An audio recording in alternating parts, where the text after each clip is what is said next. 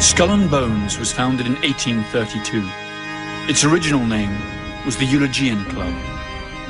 Its creator was a merchant named William Huntington Russell, owner of Russell and Company, a transport company which was rumored to smuggle opium into China during the Opium Wars. The name Skull and Bones probably comes from a curious tradition.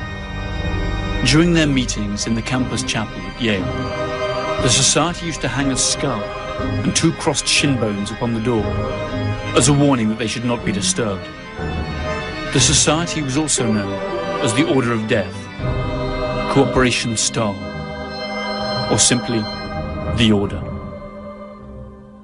In 1856, 24 years after its foundation, the Order was granted an important plot of land on the university campus and built its official headquarters there.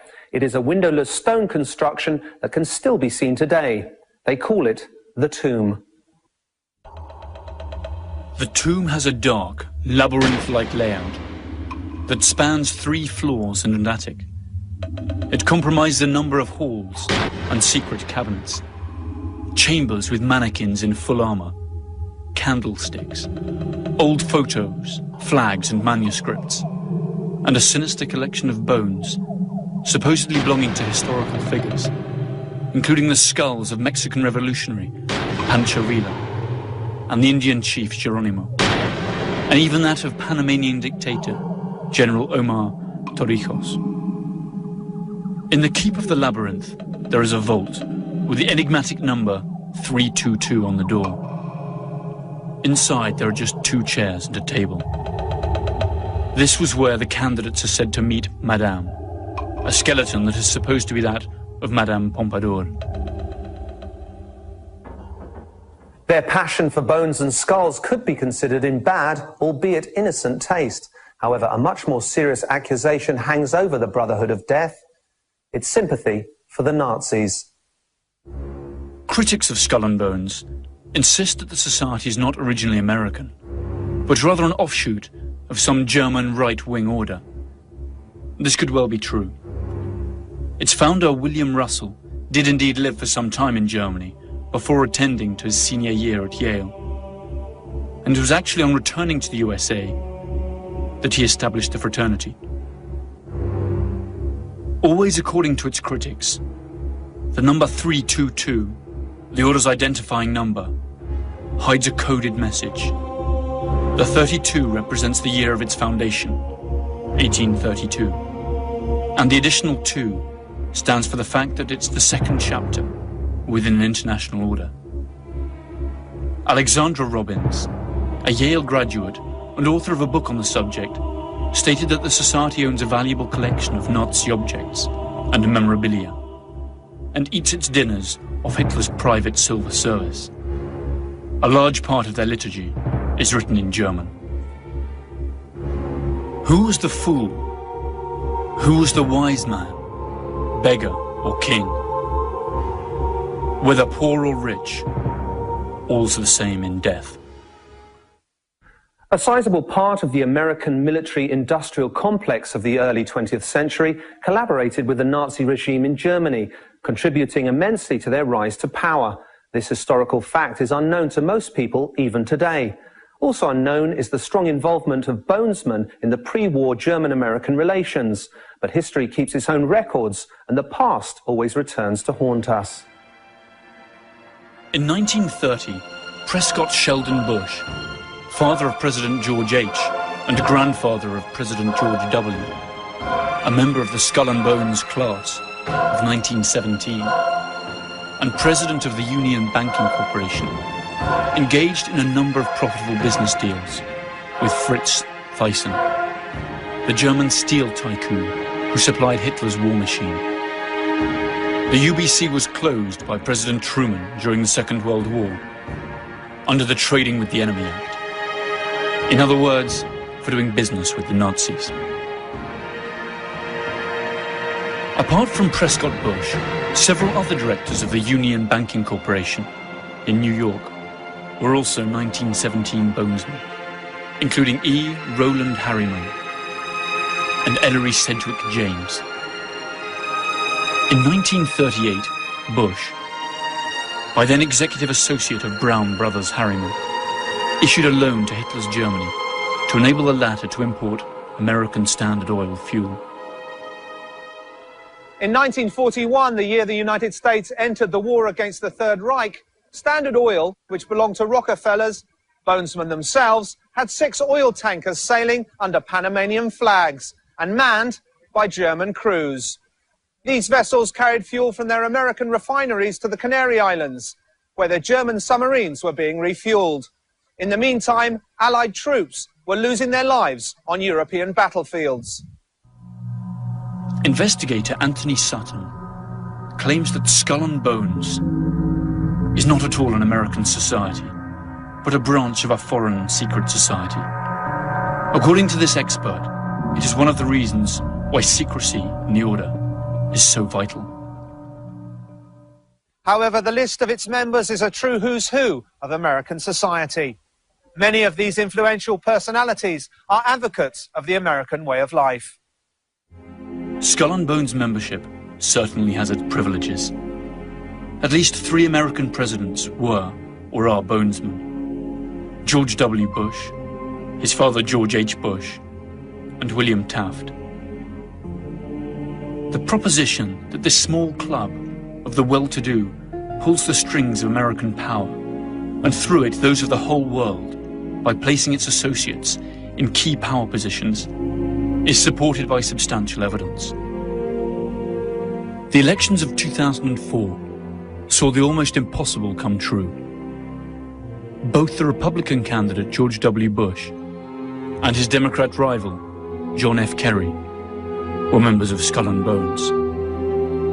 That's to say, prior to running as representatives of parties that supposedly propound opposite political visions, they had both sworn allegiance to the same mysterious principles. And what's worse, they share secrets that are not known to their own constituents. The million-dollar question for American citizens and the world as a whole is, do Bonesmen put their frat fidelity above that of their civic responsibilities? As the BCCI case clearly shows, the answer is undeniably yes. By the end of the 1980s, the scandal concerning the Bank of Commerce and Credit International was making the headlines. The BCCI was accused of laundering drug money and financing terrorist operations. The scandal tarnished the reputation of the US government, since the bank operated freely in America and was a regular contributor to political campaigns. The administration of Bonesman George H. Bush blocked the investigation, which had in any case been entrusted to a Senate commission chaired by Bonesman John Kerry. The BCCI was absorbed by more respectable banks, and the subject was never revived. Who runs Skull and Bones? Up to what point are Bonesmen able to influence the decisions of fellow members? Perhaps by looking into their initiation rituals, we will be able to have some idea of what kind of power the society holds over its brethren, whether they are industry leaders, intellectuals, or politicians, and speculate how they use that power should the need arise. Each year, only 15 students entering their senior year at the University of Yale are admitted. The candidates must have been tapped by those senior classmen of Yale University who make up the current membership. The criterion for selection also includes the candidate's potential to increase the power and prestige of the society. 2 votes against the candidate are enough for him to be rejected. During their initiation, candidates must recount all their sexual exploits. Finally, they are expected to perform various oaths, kiss some feet, and drink blood.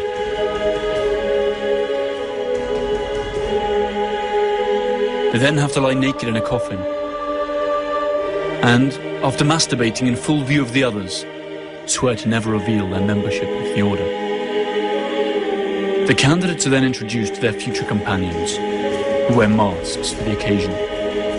Uncle Toby, the Knights, the Small Devil, Don Quixote, and the Pope. Their ceremony ends with a grand party that lasts for hours. To imagine presidents of the United States in this situation is highly disturbing, but even more distressing is to realize that the candidate is now subject to blackmail. All the brethren have witnessed the humiliation of the candidate. Each one has spoken of his darkest secrets. Nobody now feels he can break the pact of silence with the order. As of that moment, betrayal is highly unlikely. The government of the world's only superpower is packed with bonesmen. George W. Bush named 11 bonesman officials in his first government. Add to this various senators, congressmen, and chief justices, directors of the CIA, the Federal Reserve, and directors of banks such as J.P. Morgan Chase and Morgan Stanley Dean Witter. The American media is little different. Among others, Time and Newsweek magazines, in theory competitors, were both founded by bonesmen. The oldest and most influential families also belong to this select club. Bush, Bundy, Harriman, Lord, Phelps, Rockefeller, Taft, Whitney. All of them have undergone the odd ritual of initiation. All have spilled their darkest secrets. All have been ritually humiliated in front of their peers. And all of them owe loyalty to the order. It is estimated that there are some 800 bonesmen alive today, around half of them active and in key positions in the American economy and political establishment. There are plenty of reasons to be shocked just by what we have learned so far. And that it is time that world governments officially acknowledge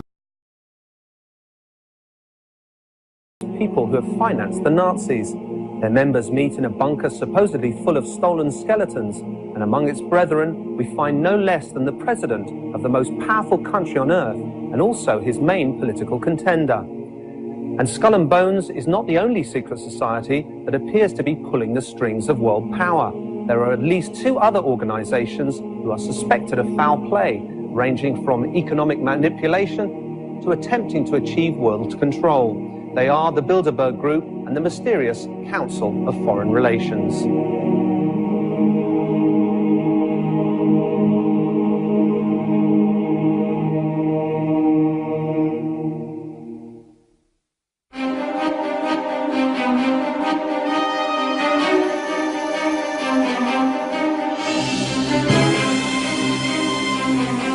Skull and Bones has seen its power grow steadily since its foundation in 1832. In spite of its alleged early links to drug trafficking and Nazism, most of its known members are respected, influential politicians and businessmen. But Skull and Bones is not the only secret society whose influence reaches the highest ranks of power. There are more. One of the organizations most suspected of pulling the strings of world power behind the facade of an altruistic organization is the CFR, or Council on Foreign Relations. They're also hidden away here in Washington, D.C., on the 7th floor of this building. They define themselves as a non-partisan resource for information and analysis. That is to say, an innocent think tank. But are they what they say they are? The answer to this question may hold the key to understanding the true origin of many events that happen to us every day and seem to be a result of our own free will. The Council of Foreign Relations was founded during the First World War, when a university fraternity presented President Woodrow Wilson with a set of proposals that detailed options to reinforce world democracy when Kaiser Wilhelm II was eventually defeated. The proposals were backed by Colonel Edward Mandell House, advisor to President Wilson. Wilson presented the project to Congress in January 1918, where it was approved. And the CFR was officially founded in 1921. Its first sponsors were members of the most powerful families in the US: Rockefeller, Mellon, Harriman, Schiff, Kuhn, Lowe, and Carnegie. It was also backed by important foreign citizens, including multi-millionaire South African colonizer Sir Cecil Rhodes, and European bankers Warburg and Rothschild. The CFR makes no secret of who their members are or their activities. At least that's how it seems. Its headquarters are on Park Avenue and 68th Street in New York City. Its reports can be freely downloaded from the internet, where the CFR publishes a full web page at www.cfr.org. It runs a newspaper that is the most prestigious political analysis journal in the United States, Foreign Affairs. It seems they have nothing to hide. However, its critics say that it's nothing more than a facade, that the CFR is a dangerous organisation, set on achieving full global control through the levers of economy and finance. In other words, they're like executives out to privatise world power. According to its critics, the domination strategy of the CFR is to control both sides of conflicts, and its ultimate goal, the creation of a private world government that would run countries as corporations. To achieve this, it would first have to erode the political structures of all sovereign states. Then it would have to foster worldwide socio-cultural standardization. And finally, it would have to impose a globalized financial system that it could control. Critics add that all of this would be achieved by provoking global conflicts that would keep the masses united against real or imaginary common enemies. Any similarity with reality is surely pure coincidence. But can an organisation, no matter how hard it tries to manipulate the world, actually achieve this? If so, how much power would it need to amass? To be allowed to join the select 4,200 members the CFR has today, it is mandatory to be American, or to be about to obtain American citizenship. The council is loaded with top executives of financial institutions, powerful industry leaders, and mass media executives. Academics and scholars, high-ranking military personnel, politicians, public officers, deans of universities, and research centres are also welcome. Their reports identify threats, opportunities, strengths and weaknesses, and then offer operational, tactical and strategic planning in all the spheres of interest to the United States. The question is this for the better or worse? The list of its most prominent members is a conspiracy theorist's dream come true. Among CFR's most renowned members are David Rockefeller, Henry Kissinger, Bill Clinton, former Secretary of State Madeleine Albright, Hungarian-American billionaire George Soros, Supreme Court Judge Stephen Breyer, Low CBS Network's President Lawrence A. Tisch, former U.S. Secretary of State General Colin Powell, General Electric's former chairman and CEO Jack Welch, current U.S. Secretary of State Condoleezza Rice, W. Thomas Johnson, President of CNN, and Katharine Graham, President of the Washington Post, Newsweek, International Herald Tribune Group. That's not to mention Alan Welsh Dulles, founding father of the CIA, and banker Paul Moritz Warburg, who was born in Germany and emigrated to the United States, where in 1913 he drew up and promoted the legislation that would create the Federal Reserve Bank. This is the American Central Bank, whose capital is not public, as would normally be expected, but is instead in the hands of private banks. The Federal Reserve is not the only institution related to the CFR. The International Monetary Fund behind me and the World Bank close by were both created by CFR members. These three organizations control most of the world's capital, as well as distribution and aid policies. That is to say, they decide who wins and who loses. Both the IMF and the World Bank have come in for some heavy criticism over many years for their lousy management of world crises, when instead of acting like last resort moneylenders, as their mission states, they became involved in dictating the macroeconomic policies of deeply indebted nations, drowning them in more and more debt. This policy had catastrophic results for countries such as Brazil, Argentina, Turkey, and Mexico. Joseph Stiglitz, Nobel laureate for economics, has repeatedly attacked the performance of the fund, suggesting that it was the true cause of many of the aforementioned crises. This cannot be brushed off as hearsay, since Stiglitz was chief economist and senior vice president of the World Bank from 1997 to 2000. In other words, an insider.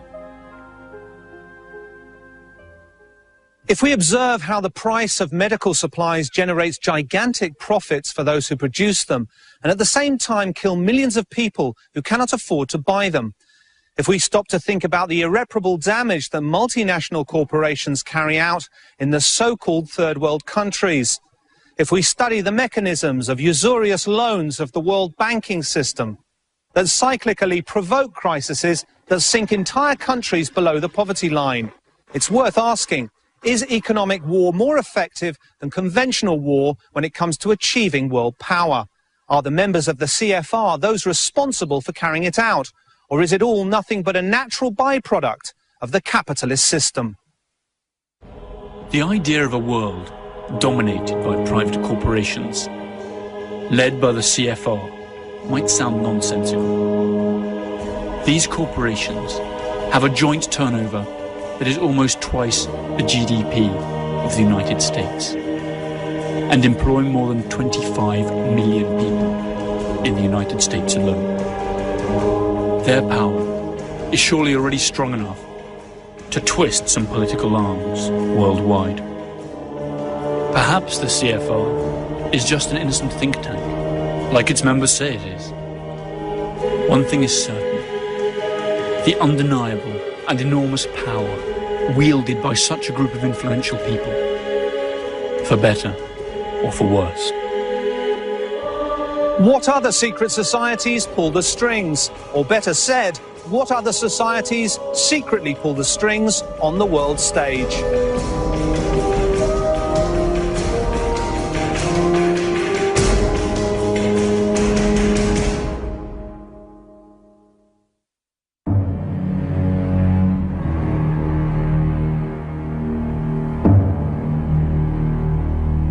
Most experts agree that one of the traits of contemporary secret societies is that they're no longer guided by ideology, but rather by pure and simple economics.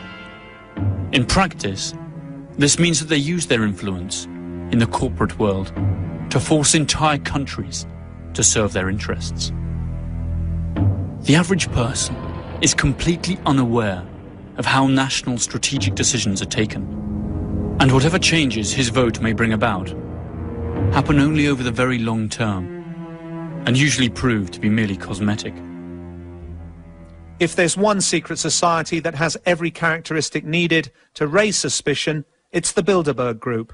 Surely the most exclusive club on the planet, and perhaps the organization that really controls the world. The Bilderberg Group is named after the Bilderberg Hotel in Oosterbeek, Holland, where it first met. Its founders were Joseph Rettinger, a Polish emigre with social democratic ideas, and Prince Bernhard of the Netherlands. The annual meetings that it has held since then have been regarded as true milestones in international politics. For the occasion, each country sends 2 guests, one of whom is conservative, the other liberal. According to Prince Bernhard, the group was created as an entity destined to fortify the North Atlantic Unit, to stop Soviet expansionism, and to promote cooperation and the economic development of the countries of the West. Sometimes to better understand an organization, you need to know more about the people who work for it. There are 2 interesting facts that question the integrity of the founder of the Bilderberg Group. Firstly, Prince Bernhard of the Netherlands was an active member of Hitler's SS in his youth. Second, he had to stop heading the meetings in 1976 after being involved in the Lockheed scandal related to the purchase of fighter jets. On that occasion, Lockheed was found to have bribed Japanese, Dutch and Italian officers. The Nazi background of Prince Bernhard did not stop the Bilderberg group from being supported by Social Democrats, or by the Rothschild Bank, or the Rockefellers, both of Jewish origin. Other early sponsors included the Wallenbergs, owners of Electrolux and Ericsson in Sweden.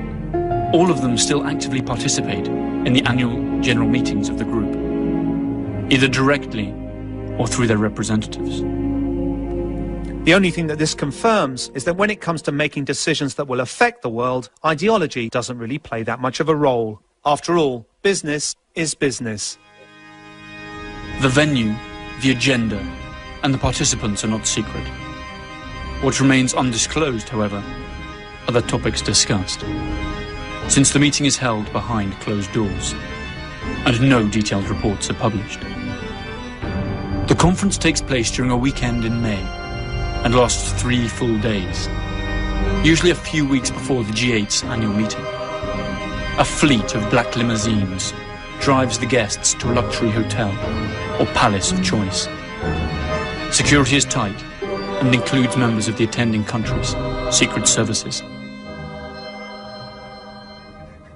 Their guests include bankers, top businessmen and media moguls, as well as European and American politicians and leaders. When looking at the meetings, we can get some idea of how the nations of the future will be. Economic power groups owning both the world's capital and the means for production in an overpopulated planet, sick with poverty and short on natural resources. Past and present participants of the Bilderberg Group include the CEOs of France Telecom, Coca-Cola, Danone, Heineken, JP Morgan Chase, and that it is time that world governments officially acknowledge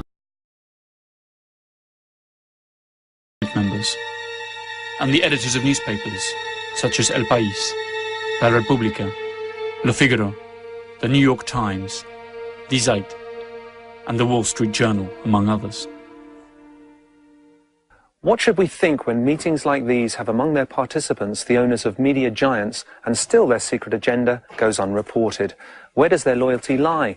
With their audience or with this secret society of the rich and powerful? The most popular Bilderberg conspiracy theory states that the group is a test lab for policies and decisions that countries and powerful corporations will later implement. According to this theory, the guests exchange their views on the proposals made by the most powerful countries. Thus, it is possible to predict how these countries will react in real life and fine-tune the ensuing courses of action. In defense of the group, their most recent organizer, Viscount Etienne d'Avignon, has been clear. I don't think that we are a global ruling class, because I don't think a global ruling class exists, he said. I simply think that it's people who have influence, interested in speaking to other people who have influence. And he added, when people say, this is a secret government of the world, I say that if we were a secret government of the world, we should be bloody ashamed of ourselves.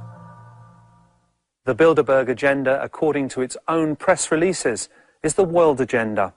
Whether its members can then carry it out or not is open to discussion. The items on the Bilderberg agenda vary very little from meeting to meeting. A state of the world analysis, discussions on security in the West, debates on economic and political trends in the developed countries, as well as discussions on nuclear energy and lately biotechnology. Other famous guests at the group's meetings have included Giovanni Agnelli, then president of Italy's Fiat auto giant, and Henry Kissinger. Bill Clinton, Tony Blair, and Angela Merkel attended before assuming public office, as did Kofi Annan, the former Secretary General of the UN. Annan was married to Raoul Wallenberg's niece. Wallenberg, as we stated before, is the patriarch of the powerful Swedish family that has supported the group from its very beginning. Other participants have included Henry Ford II, Georges Pompidou, Helmut Schmidt, and Baron Edmund de Rothschild. together with the father of the American atomic bomb, J. Robert Oppenheimer. More names follow: Donald Rumsfeld, Alan Greenspan, George Soros, David Rockefeller, Queen Beatrice of the Netherlands, and US Senator and former presidential candidate John Kerry. The list, while incomplete, represents the greatest amount of economic and political power ever concentrated in one single organization. Curiously enough, there are no disloyal Bilderbergs. Nobody has broken the silence, and if they do speak out, they do so many years after attending the meetings of the group, by which time it is already too late to change events. For many, these brief statements are proof that the suspicions about the group are staggeringly true. Years after participating in a Bilderberg meeting, George McGee, former United States ambassador to Germany, said that the Treaty of Rome that created the European Common Market was born in the Bilderberg meetings.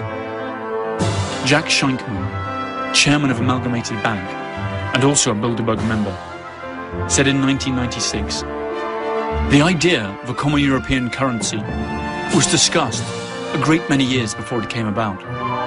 We also discussed the possibility of the United States re-establishing diplomatic relations with China before President Nixon actually did it. One naturally wants to dismiss conspiracy theories, but it was David Rockefeller himself, a member of Skull and Bones, CFR and the Bilderberg Group, who said something that will be remembered as one of the most brutal confessions ever made. Something must replace governments. And it seems to me that private power is the adequate entity to do it.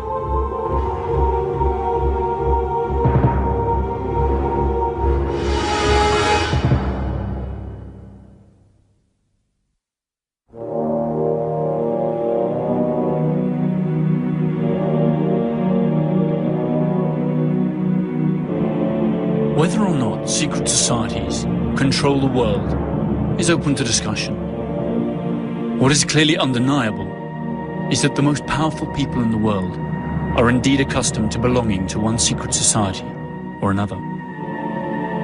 Currently, there are 3 societies that seem to have a monopoly on influencing global policy from behind the scenes. Skull and Bones, the Council of Foreign Relations, and the Bilderberg Group. According to their critics, they're not different organizations, but the 3 heads of the same monster that is dead set on dominating the world through control of labor, capital, and land.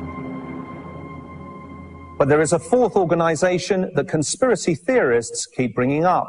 In contrast to the other 3, its activities are public and nothing happens behind closed doors. However, that does not seem to stop the accusations against it. It's known as the Trilateral Commission. In 1973, David Rockefeller, also a member of the CFR, requested that his fellow Bilderberg members include Japanese representatives in the group, but the idea was turned down. He then created the Trilateral Commission, which compromises annual private meetings of some 350 people. Again, top businessmen and corporation executives, media moguls, politicians, and non-governmental organizations. At this time, including the Japanese. The idea was to create a trialogue involving Asia, America, and Europe. US President Jimmy Carter was present at several of its meetings. But the Trilateral is not only criticized by sensationalist authors. One of the most striking accusations came from Barry Goldwater, former Democratic American senator and presidential candidate, who described it in words that would make even the most paranoid person blush. What the Trilateral is really up to is the creation of a world economic power, exceeding the political government of the nations involved. As managers and creators of the system, they will govern the world. In the 1980s, it was not the left wing, but the right wing that lashed out at them. The American Legion, the Veterans of Foreign Wars, and the ultra-conservative John Birch Society denounced the Trilateral Commission and wanted Congress to investigate it. But their demands died, buried in red tape. During the 1980 presidential campaign, Ronald Reagan attacked Jimmy Carter by saying that there were 19 trilateralists, including Carter himself, in the administration. Reagan pledged that if he were elected president, he would not stop until he had exposed all of the secrets of the Trilateral Commission. But when Reagan finally became president, he included in his government 28 members of the CFR, 10 Bilderbergers, and at least 10 trilateralists. His vice president was none other than trilateralist George H. Bush. At this point, we must face one of the greatest mysteries surrounding secret societies, because the same names appear time and time again. Conservative and liberal, Democrats and Republicans, Nazi sympathizers and social democrats all seem to live under the same roof, in the pursuit of a common goal. Although they seem to have radically opposing views, in reality, they obviously share some of the same interests. The only possible explanation for this is that an establishment actually exists within the establishment. Perhaps that is what President George H. Bush was talking about when, after the Gulf War in 1991, he spoke of a new world order. What is at stake is more than one small country. It is a big idea, a new world order, where diverse nations are drawn together in common cause to achieve the universal aspirations of mankind. There are just too many coincidences to ignore, too many signs that suggest something is terribly wrong. After all, if we ourselves had that much power, money, and access to classified information, who could say we would not also use it for our own benefit? If we follow the course of history, since the Industrial Revolution, we will see a fascinating sequence of events unfolding that seem to prove the conspiracy theory, or at least provide major arguments for it. First, the ever-increasing concentration of cash and other resources in a few private hands, such as banks and gigantic multinational corporations. Corporations whose revenues are equivalent to the GDPs of entire countries, and whose mere survival demands more and more profits year after year, no matter the social cost. Second, the creation of public multilateral control organizations that are actually nothing but the public arm of powerful private interests. These organizations include the American Federal Reserve, the World Bank, and the IMF. Third, the undeniable advance of the process known as privatization. That is, taking non-renewable natural resources, communication infrastructures, heavy industries, as well as defense, health, and banking systems, out of the hands of the people and delivering them into the clutches of profit-hungry private corporations. Fourth, the phenomenon of cultural and financial globalization, that in truth amounts to little more than the imposition of a dominant cultural and economic system upon those of peripheral countries. Fifth, the creation of worldwide conflicts and stereotypical enemies to manipulate public opinion and destroy any possibility of discussion or dissent, leading to the actual loss of many of the most elementary democratic rights. The US Patriot Act of 2001 is a good example of this. When panic attacks, people tend to accept more and more control. Finally, and most interesting of all, that almost all of the key players of these events, those who are really taking the decisions and hold the true political and economic reins of the West by being in command of its capital, armed forces, or even votes, are coincidentally grouped in just a few societies that meet behind closed doors.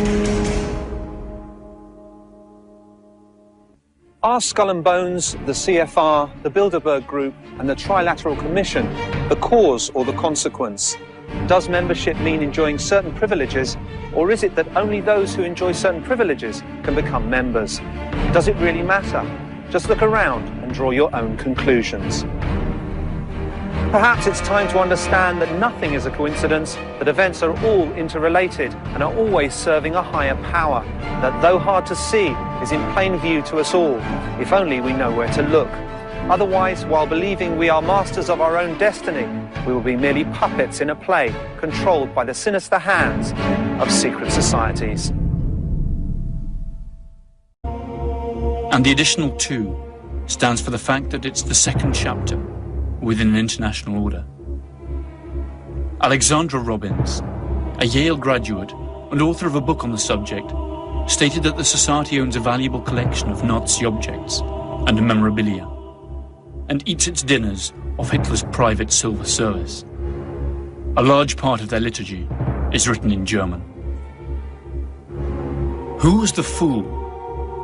Who was the wise man, beggar or king? Whether poor or rich, all's the same in death. A sizable part of the American military-industrial complex of the early 20th century collaborated with the Nazi regime in Germany, contributing immensely to their rise to power. This historical fact is unknown to most people even today. Also unknown is the strong involvement of Bonesmen in the pre-war German-American relations. But history keeps its own records, and the past always returns to haunt us. In 1930, Prescott Sheldon Bush, father of President George H. and grandfather of President George W., a member of the Skull and Bones class of 1917, and president of the Union Banking Corporation, engaged in a number of profitable business deals with Fritz Thyssen, the German steel tycoon who supplied Hitler's war machine. The UBC was closed by President Truman during the Second World War under the Trading with the Enemy Act. In other words, for doing business with the Nazis. Apart from Prescott Bush, several other directors of the Union Banking Corporation in New York were also 1917 Bonesmen, including E. Roland Harriman and Ellery Sedgwick James. In 1938, Bush, by then executive associate of Brown Brothers Harriman, issued a loan to Hitler's Germany to enable the latter to import American Standard Oil fuel. In 1941, the year the United States entered the war against the Third Reich, Standard Oil, which belonged to Rockefellers, Bonesmen themselves, had 6 oil tankers sailing under Panamanian flags and manned by German crews. These vessels carried fuel from their American refineries to the Canary Islands, where their German submarines were being refueled. In the meantime, Allied troops were losing their lives on European battlefields. Investigator Anthony Sutton claims that Skull and Bones is not at all an American society, but a branch of a foreign secret society. Skull and Bones was founded in 1832. Its original name was the Eulogian Club. Its creator was a merchant named William Huntington Russell, owner of Russell and Company, a transport company which was rumored to smuggle opium into China during the Opium Wars. The name Skull and Bones probably comes from a curious tradition. During their meetings in the campus chapel at Yale, the society used to hang a skull and 2 crossed shin bones upon the door as a warning that they should not be disturbed. The society was also known as the Order of Death, Corporation Star, or simply the Order. In 1856, 24 years after its foundation, the Order was granted an important plot of land on the university campus and built its official headquarters there. It is a windowless stone construction that can still be seen today. They call it the Tomb. The tomb has a dark, labyrinth-like layout that spans 3 floors and an attic. It comprises a number of halls and secret cabinets, chambers with mannequins in full armor, candlesticks, old photos, flags and manuscripts, and a sinister collection of bones. According to this expert, it is one of the reasons why secrecy in the order is so vital. However, the list of its members is a true who's who of American society. Many of these influential personalities are advocates of the American way of life. Skull and Bones membership certainly has its privileges. At least 3 American presidents were or are bonesmen: George W. Bush, his father George H. Bush, and William Taft. The proposition that this small club of the well-to-do pulls the strings of American power, and through it those of the whole world, by placing its associates in key power positions, is supported by substantial evidence.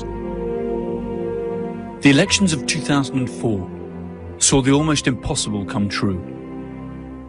Both the Republican candidate George W. Bush and his Democrat rival John F. Kerry were members of Skull and Bones. That's to say, prior to running as representatives of parties that supposedly propound opposite political visions, they had both sworn allegiance to the same mysterious principles. And what's worse, they share secrets that are not known to their own constituents, supposedly belonging to historical figures, including the skulls of Mexican revolutionary Pancho Villa and the Indian chief Geronimo, and even that of Panamanian dictator General Omar Torrijos. In the keep of the labyrinth, there is a vault with the enigmatic number 322 on the door. Inside, there are just 2 chairs and a table. This was where the candidates are said to meet Madame, a skeleton that is supposed to be that of Madame Pompadour. Their passion for bones and skulls could be considered in bad, albeit innocent taste. However, a much more serious accusation hangs over the Brotherhood of Death: its sympathy for the Nazis. Critics of Skull and Bones insist that the society is not originally American, but rather an offshoot of some German right-wing order. This could well be true. Its founder, William Russell, did indeed live for some time in Germany before attending to his senior year at Yale. And it was actually on returning to the USA that he established the fraternity. Always according to its critics, the number 322, the order's identifying number, hides a coded message. The 32 represents the year of its foundation, 1832.